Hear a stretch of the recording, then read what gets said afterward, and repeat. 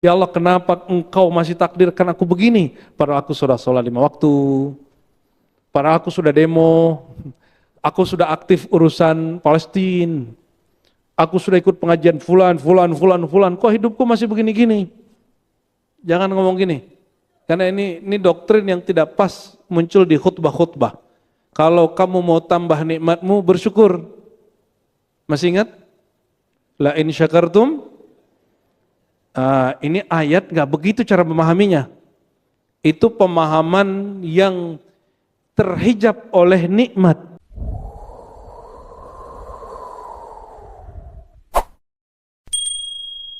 Pertama,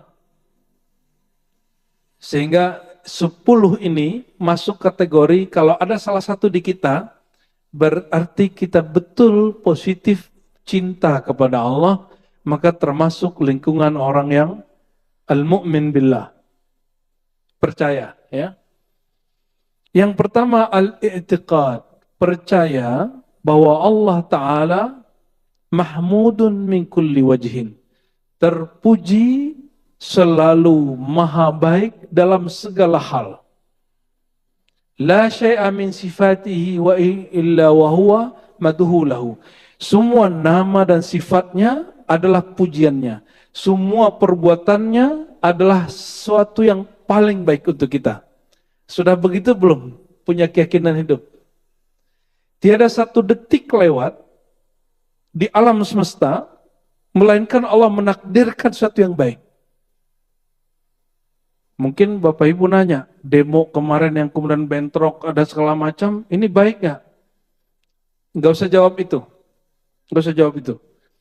Saya punya sahabat, tempat usahanya terbakar. Tapi asbab itu, sekarang dia punya 7 toko. Gimana Pak? Bagus terbakar atau tidak? Kalau nggak kebakar-bakar, tokonya satu aja dan tradisional. Zahirnya buruk, tapi ternyata di sisi Allah Subhanahu wa taala baik. Kita punya sahabat, hidup masih hidup, banyak ada berapa orang. Ketika dia sehat, dia lupa lalai kepada Allah. Kepada pasangannya juga nggak terlalu perhatian, kasar ya. Ketika dia kena sakit, ya, apa yang terjadi? Dia tambah sayang sama pasangannya. Dia tambah perhatian sama pasangannya. Dan itu banyak, lebih dari 20 orang kita temui begitu. Itu urusan sakit aja. Maka dulu kami ada ajaran dari guru, seminggu itu mesti pergi menjenguk orang sekali. Seminggu itu ada sekali, nah, dalam seminggu itu juga ada kita ke pasar sekali. Dalam seminggu itu kita juga masuk ke tempat-tempat pendidikan sekali. Dalam seminggu itu kita juga masuk ke tempat orang-orang bicara tentang dunia, mungkin bisnis apa sekali. Ngecek hati. Apakah ketika ke rumah sakit hatinya ingat Allah, ke pasar masih ingat Allah nggak? Itu ada guru-guru kita yang uji begitu, ya. Namanya torikoh ruhiyah, khadiriyah, mengetes ruh kita, manhaj Nabi Khidir. Diambil dari amalan Abu Yazid Al-Bustami. Abu Yazid Al-Bustami gitu amalannya, ya. Masuk pasar, hatinya lupakah kepada Allah? Ibu kalau masuk ke Tamrin City atau Tanah Abang gimana Bu? Matanya langsung lebar ya, seperti ilustrasi AI. Gitu ya. Bapak-bapak ini sama aja deh. Dia paling kesel kalau belanja. Yang kedua, nah yang ini coba cek. Sudahkah kita memahami bahwa semua yang Allah lakukan itu baik? Sudah belum? Hari ini semuanya baikkah? Ya. Ingin bahagia? Ingin bahagia?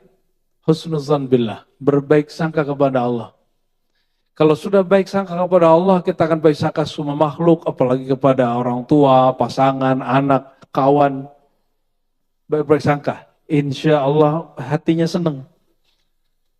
Mau mulai sengsara, mulailah buruk sangka kepada Allah SWT. Lalu pertanyakan, ya Allah kenapa engkau masih takdirkan aku begini? Padahal aku sudah sholat 5 waktu, padahal aku sudah demo, aku sudah aktif urusan Palestina, aku sudah ikut pengajian fulan, fulan, fulan, fulan, kok hidupku masih begini-gini?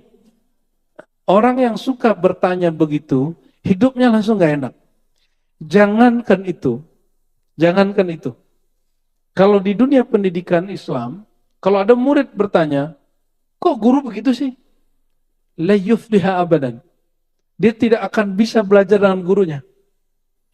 Ternyata saya cek itu kalam di dunia pendidikan diambil dari kitab Imam Suhrawardi, kitab Awariful Ma'arif, kitab ulama Ahlus Sunnah. Dia punya lembaga pendidikan dulu, tapi dia seorang sufi. Ahli hadis sufi mengajar kitab dan dia jadikan itu sebagai adab seorang murid yang ingin menjadi wali Allah, yang ingin menjadi alim billah, yang mengenal Allah Subhanahu wa taala. Jadi kalau ingin ilmunya ketransfer semua, ngikut guru, belajarnya, belajar husnuzan kepada Allah itu, kepada Rasulullah, berhusnuzan dulu kepada guru. Menerima uzur seorang guru. Oh, mungkin dia lagi begini, gitu. Kok guru gitu ya? Nah, itu kan ada teman nanya ini, kok Ustadz Syano begitu ya? Kita ngomong apa? Oh, mungkin dia lagi keselak, mungkin dia lagi emosi, mungkin dia lagi ada masalah di rumahnya. Bisa begitu gak mau Ustadz? Ya, antum tidak akan jadi juri lagi. Kapan ilmu itu sulit masuk ke dalam diri seseorang? Ketika dia terlalu bersyarat ketika berguru. Ya, kita melarang fanatisme, tapi kita menyuruh seorang murid agar mencintai gurunya. Jadi saya ditanya dulu, di saat semua kawan-kawan kita belajar bahasa Arab nggak bisa, jadi sekelas tuh nggak bisa ngomong bahasa Arab dulu. Alhamdulillah, pada hari itu saya bisa bahasa Arab. Teman-teman nanya, apa rahasia kamu bisa bahasa Arab? Saya nggak pakai teori. Jawabannya cuma satu, al-hubbu fi syaikh. Mencintai guru. Ini bukan cinta seksual. Ini cinta rohani. Bahwa guruku adalah pewaris Rasulullah, aku mencintai dia supaya sampai kepada cinta Rasulullah. Dan Rasulullah mengatakan, innama bu'istu mu'allima. Aku diutus sebagai guru. Ini hari gurunya udah dekat belum? Udah lewat. Bagi saya kullu yaumul muallim. Setiap hari-hari hari guru. Apalagi hari Senin karena itu hari lahirnya Sang Maha Guru Rasulullah sallallahu alaihi wasallam. Nomor 2, al-i'tiqad annahu muhsinun ila ibadih. Nah, ini masih mirip dengan yang nomor 1. Meyakini bahwa Allah setiap detik tidak pernah berbuat jahat, selalu berbuat baik. Sudah begitu belum? Sudah begitu? Apapun yang terjadi. Apapun yang terjadi. Oh, kalau kita dapat musibah gimana?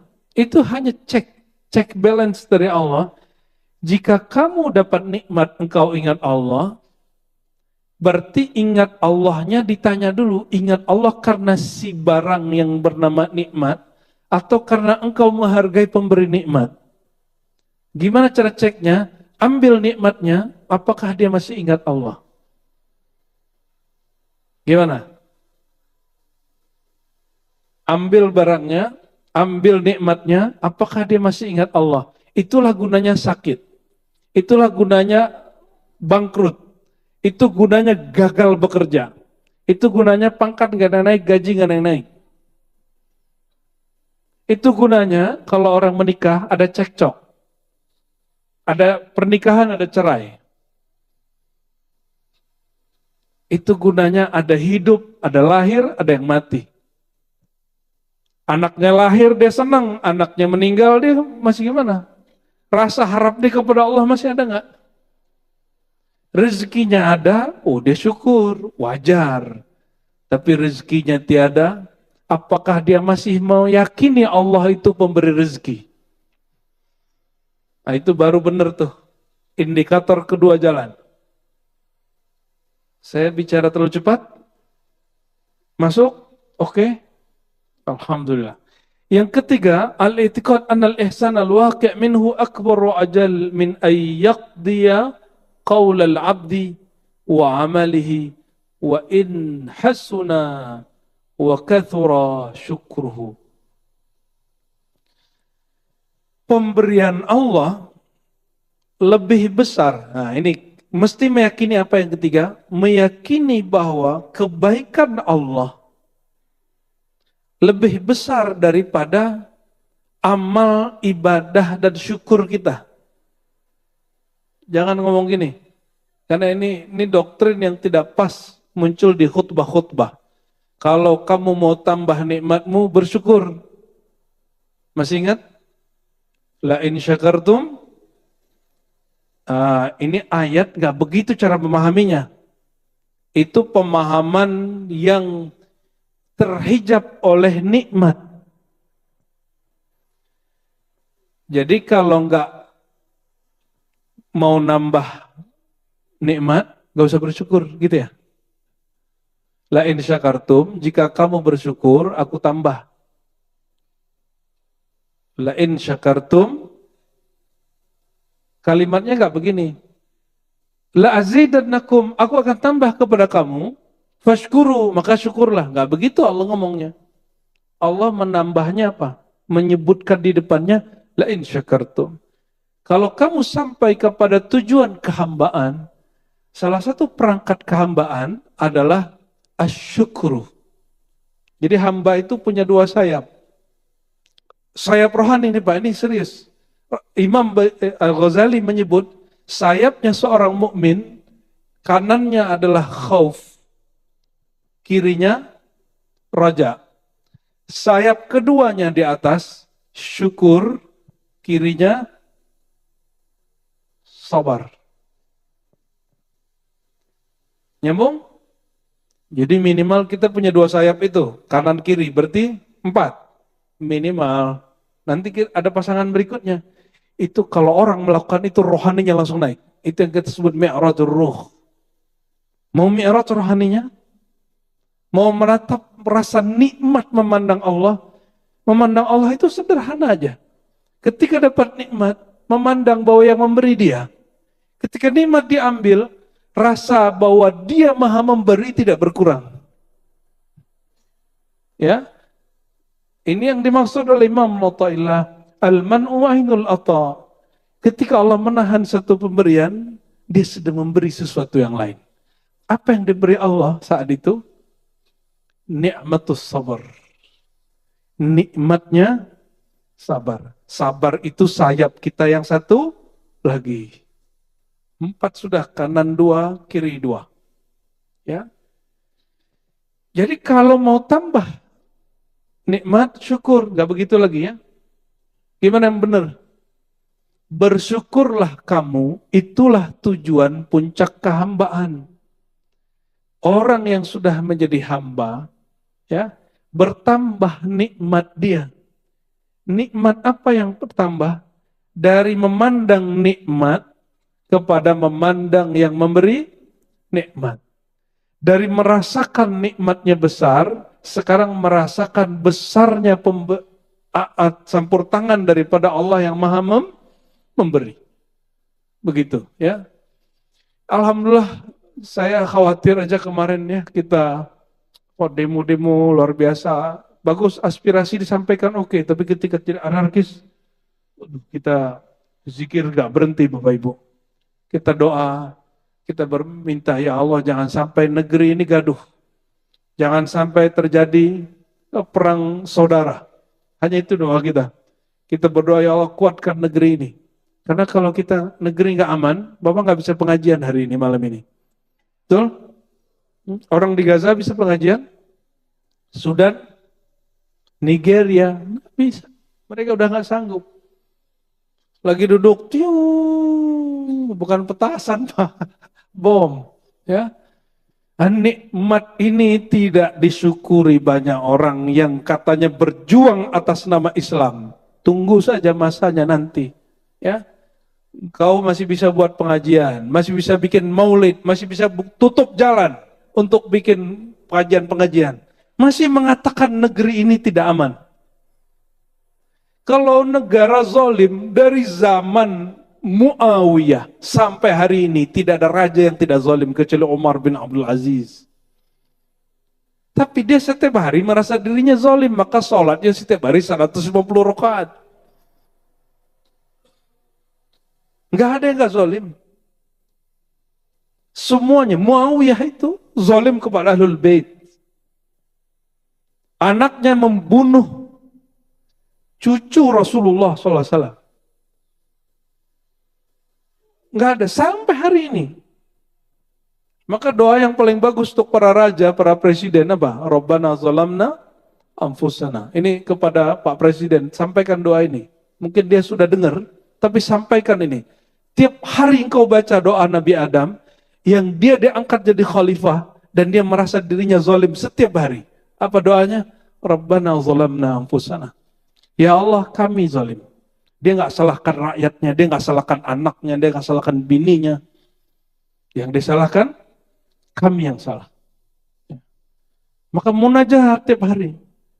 400 tahun Nabi Adam menangisi masalah dirinya. Dan dia tidak pernah nyalahkan istrinya. Ya, maka bertobatlah suami-suami, apapun masalahmu di keluarga, itu salahmu sendiri. Ya, istri-istri ikut salah. Yang keempat ya, yang keempat. Yang ketiga tadi saya ringkas, semua pemberian Allah lebih besar dari amal dan syukurmu. Dan syukurmu tidak ada kaitannya dengan pemberian. Allah itu memberi suka-suka dia. Bukankah ada orang kafir Allah kasih kaya? Apa dia bersyukur? Dia nggak bersyukur. Dalam pengertian kita.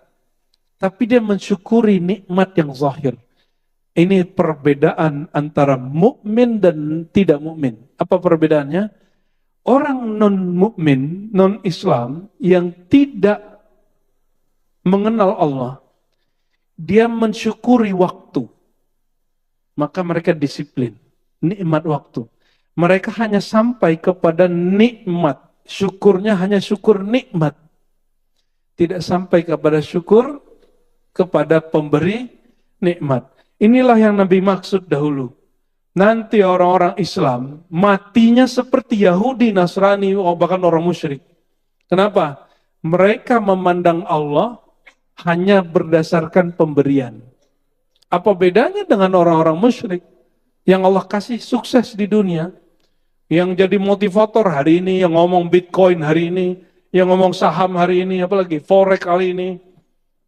Dia betul-betul menghargai waktunya. Jadi kenapa kita tidak menjadi negara maju? Orang Islam tidak selaras antara makrifat dia dengan syariat dia. Makrifat dia bahwa berterima kasih kepada Allah, tapi dia tidak menghargai nikmat. Tidurnya suka-suka, usahanya suka-suka. Kadang kalau punya toko, punya kedai, kadang buka, kadang tutup, kadang buka, kadang tutup. Kalau ada orang WA, jualan online, kadang dibalas, kadang enggak, kadang ketus. Nggak bisa begitu. Nggak disiplin. Ya, mereka itu mensyukuri materinya nikmat, tapi mereka tidak sampai kepada syukur sang pemberi nikmat. Nah, kita harus ambil dua-duanya. Meskipun kontroversial, ada tokoh di Malaysia, namanya Abu Asy'ari Muhammad, kontroversial, tapi setelah saya kaji thariqatnya secara ilmu tasawuf, sebenarnya tidak ada masalah. Cuma mungkin ada gesekan politik, ada khurafat-khurafat yang dikali murid-muridnya, ketika dia wafat, ya itu insya Allah beliau terlepaslah dari itu. Apa kata dia dulu? Untuk bikin muridnya tidak suka tidur-tiduran, biar muridnya itu rajin kerja. Omongan dia apa, Pak? Kalian ini jam 8 masih ngopi-ngopi. Makanya orang Melayu kalah sama orang Cina. Kata dia begitu. Kita nggak usah benci sama orang Cina. Nabi mengatakan hadisnya dhaif tapi benar maknanya. Utulubul ilma walau bisin. Belajar ilmu dari orang Cina. Sampai ke negeri Cina. Maksudnya apa? Ibnu Battutah nulis kitab Rihlah Ibnu Battutah dan dia katakan salah satu yang bikin dia takjub kepada orang China, masuk negeri Cina, kata dia di Ibnu Battutah, itu ada gerbang, setiap yang masuk wajahnya di-input secara manual, jadi ada tim pelukis. Orang ini kemudian ditanya namanya siapa segala macam, udah masuk, nanti kalau kenapa, nanti ada yang selalu mengamati mereka. Kenapa ini orang? Tangkap. Ya, kalau dia berbuat bagus, dia jualan barang bagus, malah disupport, malah diundang ke istana. Itu cerita Ibnu Battutah, Marco Polo Indonesia. Bukan. Marco Polo siapa? Muslim. Dari Maroko. Bayangkan dari Maroko, Pak, itu belum ada terusan Panama, Suez, belum ada. Dia menginput dari Maroko sampai ke Cina. Dia balik lagi. Sumatera diceritakan berkali-kali. Semenanjung Malaysia, Jawa, Sulawesi diceritakan semua. Saya baca kitab itu, Bapak mungkin nggak percaya, ini setebal ini, tapi bacanya dari pagi sampai sore selesai khatam. Nggak tahu cara bacanya gimana juga. Terus selesai. Ya. Kopinya baru habis 2 gelas. Nasinya belum sempat dimakan. Nah, begitu asiknya baca, menghargai waktu. Nah, apa kata beliau ini, Syekh Asy'ari Muhammad? Kamu ini pagi-pagi, udah jam 8, orang udah buka toko, orang udah menjajakan barangnya. Dulu kan belum ada marketplace. Sekarang itu imam yang kalian tunggu itu sudah Allah lahirkan. Kalian masih berpangku tangan. Pantaskan dirimu menjadi tentara-tentaranya. Jadi kalau dia sudah muncul, kalian tinggal gabung dengan mereka. Gimana caranya? Jangan tunggu apa yang yang Islam buat untukmu. Lakukanlah apa yang kamu sudah buat untuk Islam. Jangan nunggu guru kita udah ngasih apa. Lakukan apa yang sudah kita buat untuk pergerakan guru kita. Tentunya guru-guru yang jalannya fi sabilillah, yang bukan kemudian menggerakkan orang untuk dirinya, bukan, tapi untuk Allah Subhanahu wa ta'ala. Yang keempat, ini baru yang keempat, sudah jam 7 ya. Yang keempatnya ketinggalan tadi. Allah yastaqillal abdu qadaya wa yastaqsir takalifuh. Tidak meremehkan ketetapan Allah, hukum-hukum Allah, dan tidak merasa hukumnya menjadi beban. Nah, ini yang sering saya tanya ke ibu-ibu. Ibu-ibu ini nyuciin baju anaknya senang nggak? Senang. Nyuciin baju suami? Buatin kopi suami? Kalau buatin kopi suami orang? Kenapa? Karena tidak cinta. Nggak cinta. Kenapa keberatan ke suami orang? Karena nggak cinta. Maka indikator orang cinta, dia berbuat untuk yang dicintainya dan dia tidak keberatan. Ya, sudah begitu belum? Sudah. Suami-suami, halo. Berangkat pagi, pulang sore, bahkan pulang pagi, pulangnya seminggu lagi. Ada yang begitu kan? Ada yang begitu. Antum keberatan nggak? Untuk siapa itu? Untuk anak, betul nggak? Ya, Bapak yang apa? Bluebit. Bapak ngeluh nggak kalau ada macet? Ngeluh. Tapi Bapak tahan kenapa? Cinta kepada anak. Itu yang disebut al-jihad fisabilillah itu. Jihad fisabilillah itu dia tahan dengan semua kesusahan di jalan Allah. Kita ini baru jihad untuk cinta kita kepada makhluk, kita belum betul-betul jihad untuk cinta kita kepada Allah. Ini contoh nih, pengen ngaji sama Buya, gaya bener ente ya. Tapi maaf, saya tinggalnya di Ciputat. Orang ke Sunda Kelapa, cuma Ciputat doang, ngeluhnya nggak tanggung-tanggung. Ada yang begitu? Iya, orang dari Bandung aja datang ke sini kok. Katanya cinta. Katanya cinta. Cinta apaan itu? Itu nggak cinta. Kita ingin cinta, tapi baru di lisan. Tapi lumayan status. Ya. Lumayan lah itu. Semoga itu awal yang baik.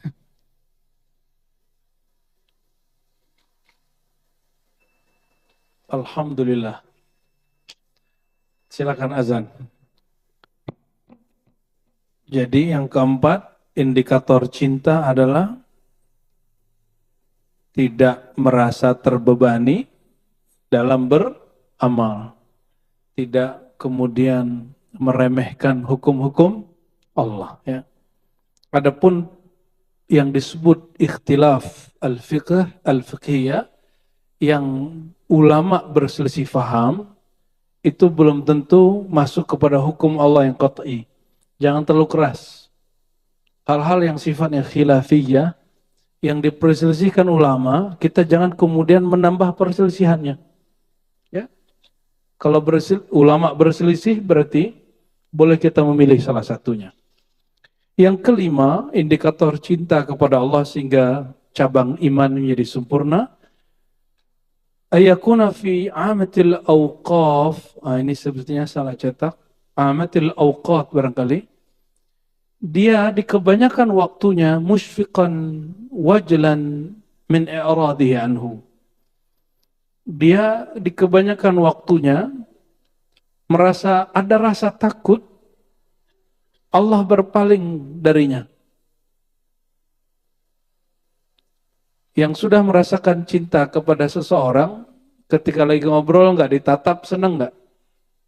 Enggak. Ketika keluar kota, keluar rumah, nggak diperhatiin, nggak ditanya, sedih nggak? Sedih. Ya. Barangkali seperti itu. Rasa khawatir kurangnya perhatian Allah kepada kita, itu kemudian dimazharkan, diberikan manifestnya, contoh kecilnya adalah, kita ini takut kalau pasangan kita tidak kasih perhatian sama kita. Ya. Tapi nggak usah khawatir. Ya. Cinta itu kalau dengan kolbu, dia nggak perlu pakai status. Ya, orang dulu cinta-cinta aja tuh kalau keluar, balik-balik 6 bulan, nggak ada WA, nggak ada handphone, benar nggak? Wasal bihi ma'rifatahu allati akramahu biha wa tauhidahu allati khallahu wa zayyanahu. Ya. Khawatir Allah menghapus, mencabut ilmunya dari dirinya, mencabut tauhid dari kolbunya. Ada nggak kekhawatiran setiap hari? Itu asbabnya kenapa kita berdoa. Ya. Yang keenam, ini sesanggupnya nih ya, antakuna amaluhu munaqidatan. Dia ada 10. Angan-angannya munaqidatan bihi la yara fi halin min ahwal annahu ghaniyun anhu. Pikiran dia, rasa dia tidak pernah merasa cukup kecuali bersama Allah. Maksudnya apa? Dia selalu bergantung kepada Allah. Jadi jangan hadapi masalah sendiri. Gak kuat kita. La haula wa la quwata illa billah. Oleh karenanya Nabi SAW mengatakan, investasi surga itu investasi cinta. Maka bacaannya adalah la haula wa la quwata illa billah. Mau jadi investor surga yang terbesar, selain bersedekah dan berwakaf, memberi hadiah dan segala macam, bacalah la haula wala quwata illa billah 100 pagi 100 sore di luar zikir maksurat yang kita sudah baca. Yang ke-7, ayyahmilahu tamakkuna hadhil ma'ani fi qalbi ala ayyudima dzikrahu bi ahsani ma yaqdir alaih. Rasa tadi membuahkan satu hal, yaitu cinta kepada Allah. Kalau orang cinta kepada Allah, kalau cinta ke pasangan, keingatan terus nggak? Kepikiran terus, cinta sama anak, ngeliat anak orang, kedengaran suara anak orang, kita ingat anak kita. Cinta sama istri, kelihatan ada orang mirip-mirip dikit, kebayang bini kita padahal beda jauh. Itu namanya lagi kangen. Kalau begitu cepet-cepet pulang. Ya, kalau memang sanggup pulang. Kalau tidak, kirim doa. Orang yang kita rindui, yang kita sayangi, bacakan doa. Ya, jangan banyak mengeluh, bahkan menuduh, jangan ya. Apalagi kepada Allah Subhanahu wa taala. Yang kedelapan, ayahrisu ala adai faraidihi wa taqarruba ilaihi min nawafil khair bima yutiqa. Kalau betul cinta, mesti punya amal spesial untuk Allah. Karena Allah. Sebagaimana kita kalau senang seseorang, kita punya hadiah spesial untuk dia. Kita punya rasa yang kita rahasiakan untuk dia. Yang kita nggak nyatakan kepada teman, kawan, sahabat, bahkan orang tua kita sendiri. Sudah punya amalan itu?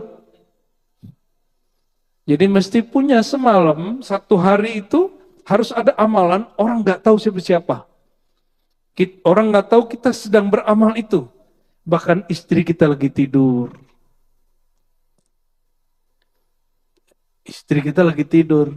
Teman kita udah pulang. Ya, kita ngapain? Duduk sebentar saja, 15 menit, setengah jam. Bacalah zikir itu. Ya, nggak pula buka status lah. Ya.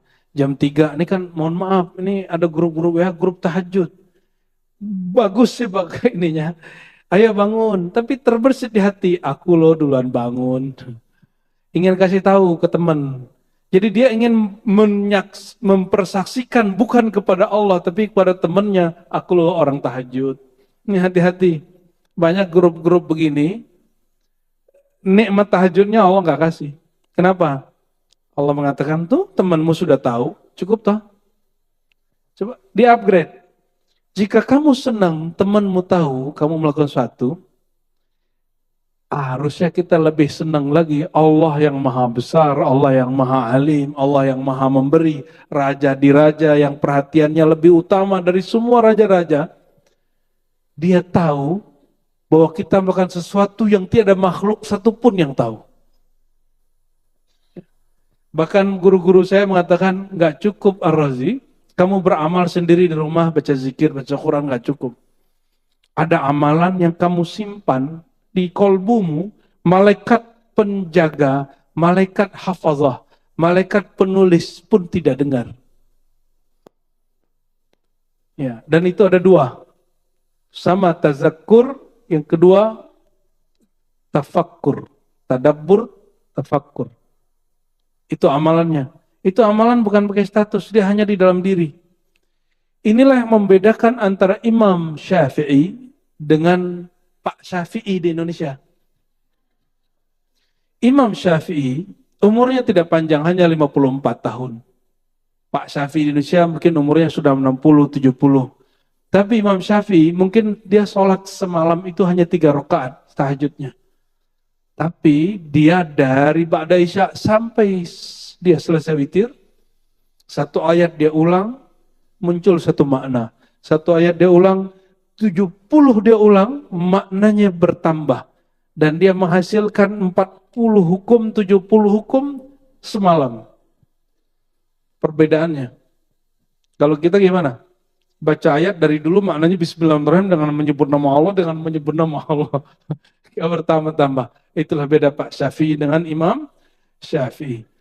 Dua lagi ya.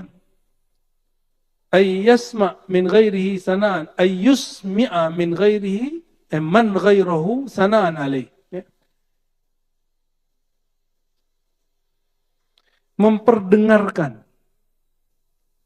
Nah, yang tadi merahasiakan. Kalau sekarang, ini bisa yasma, mendengar dari orang. Bisa biar yusmi'a. Memperdengarkan kepada orang pujian-pujian kepada Allah. Waktu kita dulu ikut khuruj tabligh, mereka bab ini, nomor 9 ini paling jago. Tapi kadang-kadang kolbunya nggak nyambung. Teman kita, bukannya tabligh ya, personalnya ini. Dia berbicara tentang Allah. Kita lihat ini kolbunya sama ininya beda. Kok tahu? Kelihatan. Kolbu sama kolbu bisa merasakan. Ya, tasannu namanya, dibuat-buat, takalluf, ya, dipaksa-paksa, hanya gimmick. Ya, kenapa Bapak Ibu kurang menikmati kajian-kajian? Karena ustadznya, mohon maaf, mualim guru-gurunya membicarakan sesuatu hal yang tidak ada di kolbunya. Jadi dia sedang bergimik, memaksakan sesuatu yang bukan dirinya. Dia belum ikhlas bicara ikhlas, dia belum cinta bicara cinta. Saya belum tahu saya cinta atau tidak, tapi saya sedang berusaha cinta. Semoga cinta ini yang saya bagi juga ilmunya malam ini, Allah terima. Amin ya rabbal alamin. Terakhir nomor 9. Annahu in sami'a min ahadin dzikran lahu a'anahu. Ya. Kalau kita mendengar ada orang menyebut nama Allah, nama Rasulullah, nama wali-wali Allah. Contohnya apa? Ada orang bikin maulid, bikin pengajian, kita bantu. Kita sokong. Jalan kita ketutup, nggak usah ngeluh. Alhamdulillah, negeri ini masih aman. Ya, Pak RT masih mengizinkan gang kita ditutup. Berarti negeri masih aman. Kalau negeri perang bisa bikin maulid, bisa bikin pengajian, nggak bisa. Ya, syukurilah sampai hari ini masih terjadi itu. Oh, saya nggak suka maulid, saya tiap hari maulid. Ya udah, ente nggak usah ikut maulid yang begitu-gitu. Ente orang khawas, orang khusus spesial. Gak apa-apa. Tapi jangan larang orang yang bermaulidnya berjamaah. Mungkin beda ekspresi dalam maulid. Saya juga katakan, saya tiap hari bermaulid. Dengan cara saya sendiri. Dengan cara apa? Mengenang Nabi. Mengenang Nabi itu ada 7 ilmunya. Jadi setiap hari itu pasti ada ilmu. Salah satu dari ilmu itu yang kemudian kita resapi. Itu cara saya bermaulid kulla yaum. Kenapa? Allah tidak ciptakan alam kecuali sedang mengekspresikan cintanya kepada kita. Ya, wa khalaqtul jinna wal insa illa liya'budun.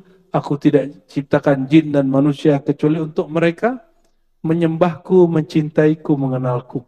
Semoga kajian malam ini menumbuhkan cabang iman yang ke-10, yaitu rasa cinta kepada Allah Subhanahu wa taala. Amin ya rabbal alamin. Allah marzuqna hubbak wa hubba man yuhibbuk wa ja'alna al-amal alladhi yuballighuna ila hubbik. Ya Allah, antarkan kami kepada cinta kepadamu, cinta kepada kekasihmu, dan berikan kami keistiqomahan beramal untuk sampai kepada cintamu. Amin ya rabbal alamin. Wassallallahu ala sayyidina Muhammad. Assalamualaikum warahmatullahi wabarakatuh.